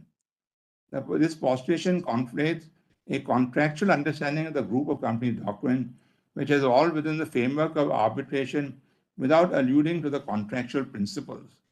So I'll just, again, once I pause here for a moment, say they do allude to the contractual principles because they say there's an implied consent. It's not that they do not ignore the contractual principle. They say they only became party because of an implied consent. All right. On the one hand, this court reduced the threshold of arbitration being a consensual affair. On the other hand, the doctrine of group companies is transport on requirements under contract law to bind a party to an arbitration. An attempt was made by the court to find a basis for the reading of the group of companies doctrine within the language of Section 45 of the Arbitration Act in the following manner. Having examined both the above stated views, we are of the considered opinion that it will be on the facts of a given case that would act as a precept to the jurisdictional forum as to whether any stated principle should be adopted or not. If in the facts of a given case it is not possible to construe the person approaching the forum as a party to the arbitration agreement or a person claiming through or under such a party, then the case would not fall within the ambit and the scope of the provisions of the section, and it may not be possible for the court to permit reference to arbitration at the behest of or against such a party. We have already referred to judgments of various courts that state that arbitration should be possible between signatories to an agreement and a third party. Of course, heavy onus lies on the party to show that in fact and in law, it is claiming that under or through a signatory basis or contemplated under Section 45 of the 1966 Act. And 28, it is interesting to note that the court discussed some judgments from the United Kingdom in this regard. In Jusser Reda v. so-and-so, the court interpreted the term claiming through or under while staying a case against a company that was neither a party nor privy to an arbitration agreement. Here, the non-signatory was a fully owned subsidiary. And its parent company was a signatory to the arbitration agreement. The subsidiary had claimed that it had a right to sell patented articles which it had obtained from the parent company because the parent company had ordered the sale of the patented articles. A stay on the litigation was granted, but the court concluded that the subsidiary was claiming through or under the parent company. This meant that if the parent company was entitled to, under the license agreement, to sell the articles, then the same right flowed to the subsidiary company as well. Although this case did not explicitly indicate the acceptance of the group of company doctrine under the English law, the wordings can only be said to have left the door open to the possibility of such inclusion. In any case, the court in the City of London versus Sancheti overruled the Swift case. So I'll just pause here for a moment. I can take you to that judgment if you want. The facts are so different in that case, number one. And they considered both possibly. They said, if it is overruled, this is the result. Even if it is not overruled, the same result follows on the facts of that case. They also go through theory that if the contract is not overruled, then also the same result will follow. So they did consider both possibilities. In any case, the Court of Appeal versus City of London versus Sancheti overruled the Euclid case. It does not do so in terms of it, only it considers both possibilities. the court pronounced was a mere legal or commercial connection is insufficient. In essence, the restricted phrase claiming through or under to only those third parties who assert their right on the basis of rights of a signatory to an arbitration agreement. They noticed that this court in Corolla control, while observing both cases as persuasive, however, does not provide reasoning in favor of one interpretation or the other in the following manner. I'm happy to take you to Corolla control where the reasoning is provided in terms, where they say that it is because of an implied consent. They say so in terms, not just because of claiming through, but it's because of an implied consent. In Russell versus Searle, the court held, the argument does not admit of such elaboration.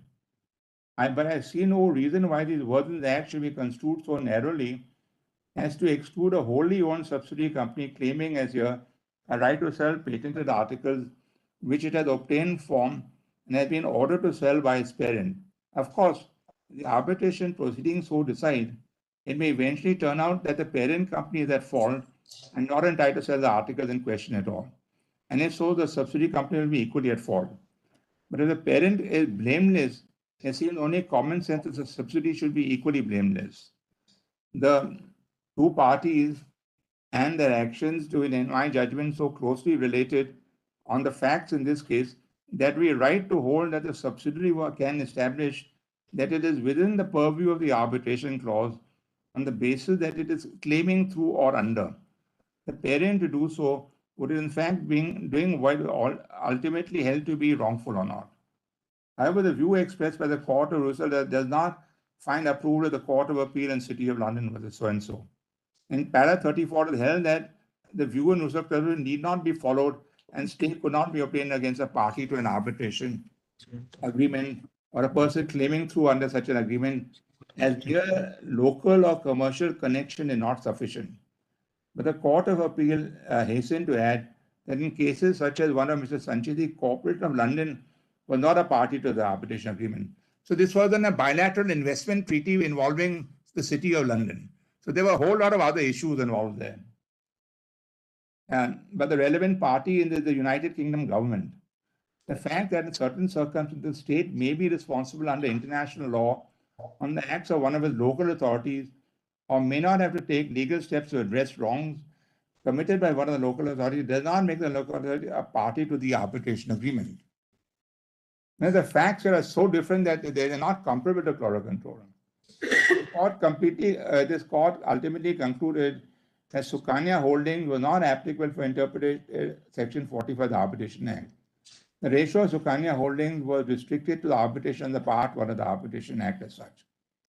It may be noted that following the ratio of Corolla control, the 246 Law Commission report recommends amendment to Section 21H and 8 of the Arbitration Act to modify the definition of party under Part 1 of the Arbitration Act to a party to an arbitration agreement or any person claiming or through under any such party to cure the anomaly pointed out by this court in Corolla control's case. The relevant observations of the 246 Law Commission report are stated below. It will thus be incongruous and incompatible with the consensual and agreement-based status of arbitration as a method of dispute resolution to hold persons who are not parties to the arbitration agreement to be bound by the same. However, then paragraph 62, however, a party does not necessarily mean only the signatory to the arbitration agreement. In appropriate context, a party means not just a signatory, but also persons claiming through or under such signatory, for instance, successor of interest, such parties, alter ego of such parties. This is particularly true in the case of unincorporated entities where issues of personality is usually a difficult legal question and raises a host of other issues. This principle is recognized by the New York Convention 1985, in which Article 2.1 recognizes an agreement between the parties in respect of a defined legal relationship, whether contractual or not. The same words used in our Section 7, sir, whether contractual or not, in our Section 7. The Arbitration and Conciliation Act under Section 7 borrows the definition of the arbitration agreement from the corresponding position at Article 7 of Universal Model Law, which in turn borrows Article 2 from the New York Convention. However, the definition of the words party and Section 2.1H refers to a party to mean a party to an arbitration agreement. This cannot be read restrictively to imply a mere signatory to an arbitration agreement. Since there are many situations and contexts where even a non-signatory can be said to be a party to an arbitration agreement. This was recognized by the Honorable Supreme Court in Court Control, where the Honorable Supreme Court was dealing with the scope and interpretation of Section 45 of the Act, and in that context discussed the scope of the relevant doctrines and the basis of non-signatories which could be bound by the arbitration agreement, including in cases of interrelated contracts, group of companies doctrine, etc. The interpretation given by the Honorable Supreme Court follows from the wording of Section 45 of the Act, which recognizes the right of a person claiming through or under a party to apply to the judicial authority to arbitration. The same language is found in Section 54 of the Act. This language is, however, absent in the corresponding provisions of Section 8 of the Act. It is similarly absent in other relevant provisions where the context would demand that a party also include the party claiming through or under such a party. To cure the anomaly, the Commission passed an amendment for the definition of the party under Section 21H of the Act. So I appreciate that Section 8 was amended and Section 21H was not amended. But if you look at the questions raised by Justice Ramana, that is not the issue he raises. He does not say that the fact that another party can be made party to arbitration because 21H was not amended. That is not the question raised in the judgment. Because the Law Commission itself said the party cannot be interpreted narrowly. It must include parties who are very closely related to the contract. And although Justice Ramana points out that 21H party definition is not changed, that is not the issue he raises finally for the court's consideration. I'll come to that as we go along, but I'm just pointing that out at this stage. We must here also state that the Law Commission did not examine an interpretation of claiming through or under. Rather, it simply recognized that there may be a need to extend the same to arbitration under Part 1 of the Arbitration Act. With all due respect, if you see paragraph 62, that is not what the Law Commission says. The Law Commission says, in many circumstances, the party will include parties involved in the contract, and more or less saying it does not require amendment. That is what the Law Commission feels. It feels that in many circumstances, the party does not have to be recommended as to be defined narrowly.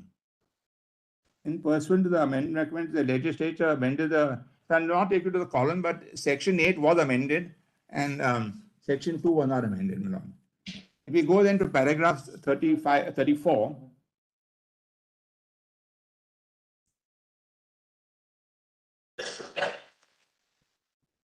the 215 amendment brought in 4 amendments to Section 8.1. Firstly, the scope of the concept of the party has been expanded to including a person claiming through or under. Secondly, the amendment also clarified the scope of judicial interference, and the same is to be limited only to prima facie examination regarding the existence of the arbitration agreement. Thirdly, the cutoff for submitting an application under Section 8 of the Arbitration Act has been stated to be the date of submitting the first statement of the substance of the dispute. Fourthly, the aforesaid amendment shall apply notwithstanding the prior judicial precedent. However, it may be observed that the Parliament has not carried out any amendment to Section 21H of the Arbitration Act. The impact of the absence of such amendment needs to be clearly examined by this court. This has created anomalous situations wherein potentially a party claiming through or under could be referred to an arbitration but would not have the right to seek relief under Section 9 of the Arbitration Act. This is merely an illustrative example to indicate a potential anomalous situation. The Lordship will see in the question he framed. This is not the question framed in this judgment at the end. In Amit versus Lalchand Shah versus Rishabh Enterprises, this court had to deal with a case wherein 4 parties had executed 4 agreements for the single purpose of commissioning a photovoltaic solar plant in Uttar Pradesh. A division bench of the court treated the contracts as interconnected. Although the parties were different, yet the agreements were effectuated in light of a single commercial project. Therefore, the court applied the amended Section 8.1 of the Arbitration Act and extended the arbitration to non-signatories and opined that the dispute could be resolved only by referring all the 4 agreements to the parties therein to the arbitration. The court observed then by Section paragraph The parties to the agreement, namely Rishabh and Jui India, equipment and material supply agreements, engineering, installation and commissioning contract, and the parties to sale purchase agreement between Rishabh and Aston Field are one and the same as that of the parties in the main agreement, namely equipment lease agreement. All the four agreements are interconnected. This is a case where several parties are involved in a single commercial project, solar power at Dongri, executed through several agreements, contracts. In such a case, all parties are to be covered by the arbitration clause in the main agreement, equipment lease agreement. Since all the agreements of Rishabh with Jui India, Aston Field, and the purpose of commissioning the photovoltaic cell plant at Dongri, Raksas district, Jhansi, Uttar Pradesh, the High Court was not right in saying that the sale and purchase agreement is the main agreement. The High Court, in our view, erred in not keeping in view the various clauses in all the three agreements, which make them an integral part of the principal agreement, namely equipment, lease agreement, and the impugned order of the High Court cannot be sustained. The interpretation, 36, the interpretation of chloro control was further expanded by the three-judge bench decision in the court in Cheran Properties, the Kasuri Limited. In that case, this court interpreted Section 35 of the Arbitration Act to enforce an award against a non-signatory even though it did not pass with. So if your lordships will have a quick look at Section 35 for a moment, it's a very short section.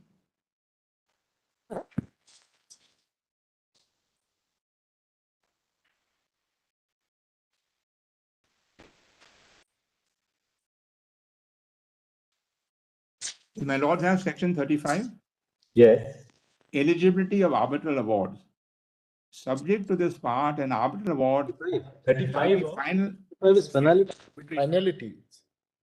shall be final and binding on the parties and persons claiming under them respectively. Right. So that that Cheran judgment expanded this based on Section 5 and even permitted enforcement of an award against a party who was not even a party to the arbitration. For the purpose of enforcement, they permitted against a third party on the basis of claiming through, even though that party was not a party to the arbitration itself. Then this court in Rekit, wherein the two-judge bench of this court refused to apply the group of companies doctrine, and the applicant failed to prove the commonality of intention of the respondents to be bound by the arbitration agreement. Keeping in mind and chloro controls, in other words, whether the indisputable circumstances go to show that the mutual intention of parties was to bind both the signatory as well as the non-signatory party, namely the respondent 1 and respondent 2 respectively, where the existence of an arbitration agreement between the applicant and the said respondent. Thus, respondent number 2 was neither a signatory to the arbitration agreement, nor did it have any causal connection to the process of negotiations preceding the agreement. So the findings there are findings of fact that the second party were not involved in the contract itself at all. So you can't simply join it on the basis of group of company document because the companies are related or something. They must be involved in the actual performance of the contract. So here the finding of fact was the agreement nor did have any causal connection with the process of negotiation preceding the agreement or the execution whatsoever. The main plank of the applicant that Mr. Frederick Renders was acting for and on behalf of respondent number 2 and had the authority of respondent number 2 collapses, then it must necessarily follow that respondent number 2 was not a party to the said agreement, nor had given assent to the arbitration agreement. In the absence thereof, even if respondent number 2 happens to be a constituent of the group of companies, which respondent number 1 is also a constituent, that will be of no avail. So they say very clearly that just you can't blindly apply the group of company document. The parties must have a natural connection with the contract. They must be involved in the performance of the contract or negotiation of the contract or in some manner involved, not simply that they're part of the same group. I won't trouble you with the rest of that paragraph because that's a finding of the court then that on findings of fact. If we go to the next paragraph, my lord, go to para 35.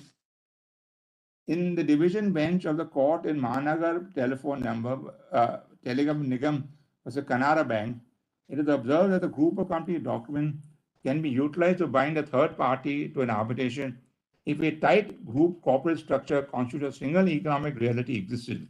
The court held as under the circumstances in which a group of companies doctrine could be invoked bind the non-signatory affiliate of a parent company or inclusion of a third party to an arbitration. If there's a direct relationship between the party which is the signatory to the arbitration agreement, direct commonality of the subject matter, the composite nature of the transaction between the parties, a composite transaction refers to the transaction which is interlinked in nature or where the performance of the agreement may or may not be feasible without the aid, execution, the performance of the supplementary or ancillary agreement for achieving the common object and collectively having a bearing on the dispute. The group of company document has also been invoked in cases where there's a tight group structure with strong organizational and financial links so as to constitute a single economic unit or a single economic reality. In such a situation, signatory and non-signatories have been bound together under the arbitration agreement. This will apply in particular when the funds of one company are used financially to support or restructure other members. So, sir, what they're saying is that not merely because you're part of the same group, you must be involved in a transaction in some particular way, then apply the group of company document, not just blindly because the companies are associated with each other in some manner or the other. You may notice that these cases have been decided by the court without referring to the ambit of the phrase claiming through or under occurring under Section 8 of the Arbitration Act. That is based on the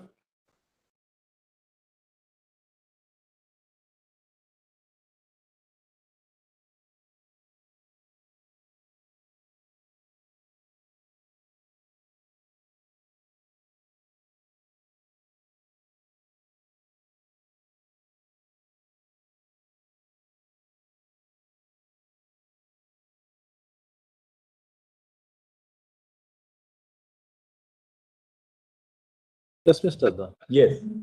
Yes, sir. Then, sir, all I'm saying is that the group company document is a wide phrase, but it includes the fact that there must be an involvement in the contract, not just simply that you are part of the same group. It has to go wider and say there's an implied consent to the contract and to the arbitration agreement. Justice Suryakant really refers to that when Justice Suryakant cites various judgments. He says it's not enough that you are really part of the same group or economic reality, but there has to be something more, either participation in the process of entering into the contract, or the performance, or the termination of the contract. So therefore, sir, what we were going to suggest that when you're considering a Section 11 application, you take a prima facie view. And the parties have a right to file a Section 16 application for the arbitrators to go into the details whether all the companies are involved or not involved, should they be a party, should they not be a party. So long as this court is satisfied prima facie there was an involvement of the non-signatory, then your lordship will leave it to the arbitral tribunal under 16 to decide. And so anyway, reading the judgment, going to paragraph 36, the ratio of thorough control alludes to the subjective intention of the parties to be bound by the arbitration agreement, where the parties have clearly not been signatory to the agreement. Reconciling the two is difficult and requires exposition in this court. So the Law Commission itself felt that way when they said, although the word party, even that word party should be read broadly to include all parties participating in the contract or involved in the contract and should not be restricted only to the signatory of the agreement. That is why Section 2 ultimately did not get amended. In fact, Justice Ramana's judgment does not refer to the decision in ONGC, though Justice Suryakant takes note of the ONGC judgment. Yes, I appreciate that. So I was going to come to that. But he takes note of the decision ONGC and also the Cheran decision where there was an enforcement of the arbitration award against a non-signatory who was not participating in the arbitration itself. So that has been expanded very broadly, sir, after that. Yes, Mr. Advani. Paragraph 37, it may be noted that the doctrine has expounded requires joining of non-signatories as parties in their own right. This joinder is not premised on non-signatories claiming to or claiming under.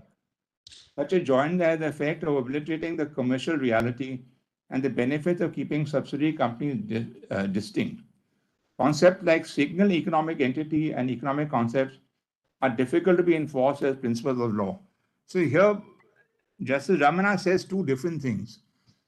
So he seems to indicate that if they are involved in the whole transaction, then it can make sense. But otherwise, they have separate judicial entities, and therefore they should not be mixed up because that's the whole concept of having a separate judicial entity. The areas which are left open by court and court of control case has been created certain broad-based understanding of the doctrine, which may not be suitable and would clearly go against distinct legal entities of companies and party autonomy itself. The Fawcett exposition above case clearly indicates an understanding of the doctrine which cannot be sustainable in a jurisdiction which respects party autonomy. There's a clear need for having a relook at the doctrine and ingredients concerning the group of companies doctrine. So therefore, what Justice Ramana is suggesting that possibly this omnibus word group of companies may not be enough. There may be more explanation required. Were they impliedly consenting to the arbitration agreement or impliedly party to the arbitration itself? Just because they were a group of companies would not be sufficient. Internationally, the group of companies doctrine has been accepted in varying degrees in Swiss courts. Usually do not recognize such a doctrine under Switzerland law. Our English court has observed as under. It's often suggested beguilingly that it would be technical for us to distinguish between the parent and subsidiary company in this context. Economically, he said they were one, but we are not concerned with the economics but with the law. The distinction between the two is in law fundamental and cannot therefore be bridged. Similarly, in the case of Peterson's farm, an arbitral award was challenged when the claimant received damages on his behalf as well as his group count entities before the Queen's Bench Division. The court partly set aside the award and stated that the group of companies document does not form part of English law. It further stated that the corporate structure exists in separate legal entities and a general agency relationship would defeat this purpose. The court held that in commercial terms, the creation of a corporate entity, a corporate structure is by definition designed to create separate legal entities for entirely legitimate purposes, which will often, if not mutually, be defeated by general agency relationship.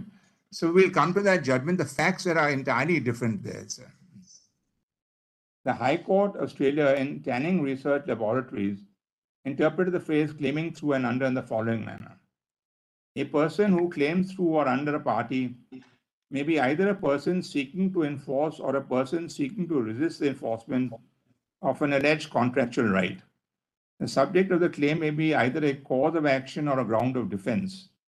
Next, the proposition through and under convey the notion of a derivative cause of action or a ground of defense. That is to say, the cause of action or ground of defense derived from the party. In other words, an essential element of the cause of action or defense must be or must have been vested in an exercisable by the party before the person claiming through or under the party can rely on the cause of action or ground of defense. So just again to put in perspective facts of my case, supposing the software that we were dealing with, hybrid software that was supplied by SAP India, failed. Can they say this is not our fault, it was the parent company fault? Because we had got a license from them from the software. So we have no responsibility, the parent company has a responsibility. So your lordship will consider the group of companies doctrine also in that context where there's a sub-license given out. A sub-license is given out, the party uses the sub-license and that sub-license fails. Can the parent company which owns the original license escape responsibility? In our case, factually, they came and said, no, we will fix the whole thing. And also that is, our case is much stronger. But there will be many cases of this sort where a parent company licenses the software and that or a patents a product and that patent or the license fails in the future. In the aforesaid case, a company and its creditors had entered into contract through having an arbitration clause. Subsequently, the litigation ensued and a question arose as to whether the liquidator of the company could rely on the arbitration clause. The court held that the liquidator must be a person who can claim through or under the company because the ground of defense and the cause of action he depends are vested on the company or are exercisable company. This meant that an essential element of cause of action or defense must be or have been vested or exercisable by the original party before the person claiming through or under the said party can rely upon. We will also say that in our view, this is a very narrow view taken. It's not that just because a liquidator came in the state of position. What if the licenses are owned by a parent company and then operated by a subsidiary in India or some other country, and that software completely fails or the patent is breached? Then the question of claiming through will definitely come through to it. Not just because the liquidator stood in the footsteps of the company.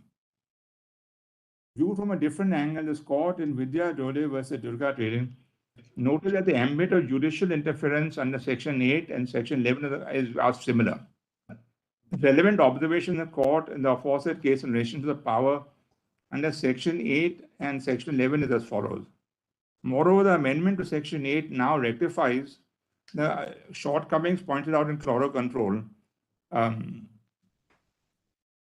go and say, and with respect to the domestic arbitration jurisdiction issues concerning whether certain parties are bound by a particular arbitration under a group company doctrine or a good faith, etc., in a multi-party arbitration, raises a complicated factual question which are best left for the tribunal to handle. The amendment to Section 8 on this front also indicates a legislative intention to further reduce the judicial interference at the stage of reference. So the learned judge then says, please apply the same principles of Section 8 and Section 11 and leave these issues to the tribunal to consider. So the court should only prima facie file a point of view that in my case, if SAP Germany comes and takes over the whole project and says, no, we will sort it out and we will do it. Whether SAP Germany should be a party or not, prima facie appears to be there, and let the tribunal sort it out under Section 16 if they want. Courts, while analyzing a case under Section 8, may choose to identify the issues which require adjudication pertaining to the validity of the arbitration agreement. The court cannot rule on the invalidity of the arbitration agreement on a prima facie basis, then the court should stop any further analysis and simply refer all the issues to the arbitration to be settled.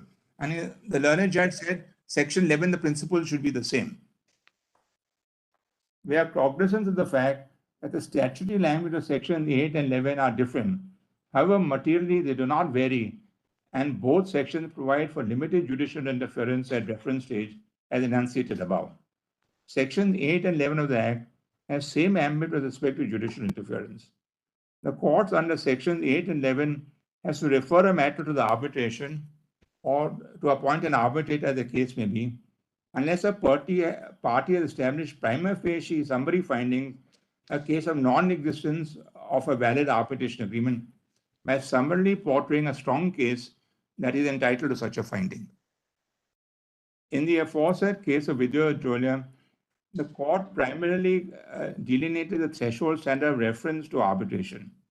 The aforesaid case predominantly laid down when an application is made under Section 11 of the Arbitration Act, considering the scope of judicial intervention, the courts are only required to look into the prima facie existence of an arbitration. And with all due respect, now we suspect that is in our case, where we have shown facts that SAP Germany came over and took over the contract totally. Then your lordship will leave the rest to the arbitral tribunal to decide whether they are appropriate party or not. The aforesaid case predominantly dealt with the scope of judicial interference at the referral stage. However, this court did not have occasion to explore the jurisprudential possession of the group of company documents required ingredients to refer a non-signatory to arbitration. Especially the scope of judicial reference at the stage of Section 8 and 11 of the arbitration needs to be relooked, considering the ambit of unamended Section 2(1) of the Arbitration Act. Your lordship will see that what the the Law Commission recommended, that the parties should not be defined narrowly before recommending when they say it cannot be defined narrowly and will depend on the facts of each case. If there are non-signatories involved in the contract, in any case they're involved, so they can be parties to it. So whether the definition of party itself was changed or not should not make any difference to the group of company doctrine, which is based on implied consent to the arbitration agreement. An arbitration agreement may be binding on parties, whether signatories or non-signatories, provided there is sufficient legal basis to bind them. Most legal basis for binding non-signatories in arbitration agreement are of a contractual origin, like agency etc., jurisprudence has shown that arbitration being a creature of contract does not very well did not sit very well in binding non-signatories. Expounding on the same, Professor William Park, in one of his key works, captures the dilemma while attaching a non-signatory to the arbitral process as under. For arbitration motions, to join non-signatories to create a tension between the two principles, maintaining arbitrators' consensual nature and maximizing an award's practical effectiveness by binding related persons.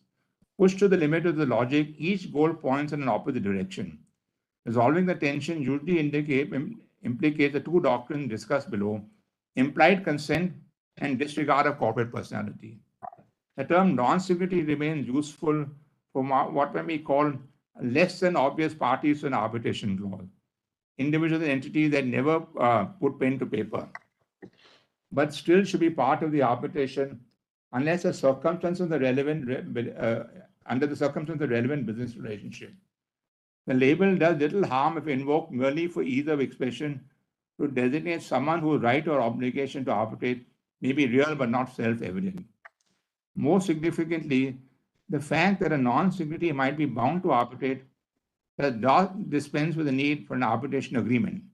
Rather, it only means that the arbitration agreement takes its binding force to some circumstances other than the formality of signature.